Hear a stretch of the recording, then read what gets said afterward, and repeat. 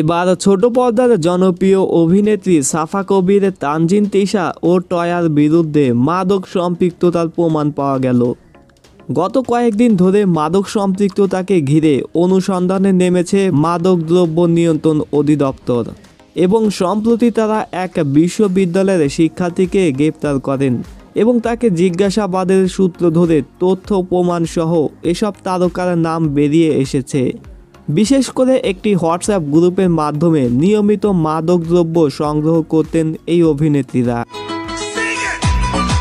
Narcotics ডিপার্টমেন্টে জানিয়েছে একটি বিশেষ অভিযানে গত 17 অক্টোবর বিমানবন্দরে গ্রেপ্তার হন দীপ। এ সময় তার কাছে বিপুল পরিমাণে সীসা, এমডিএমএ, এলএসডি সহ বেশ কিছু মাদক জব্দ করা হয়।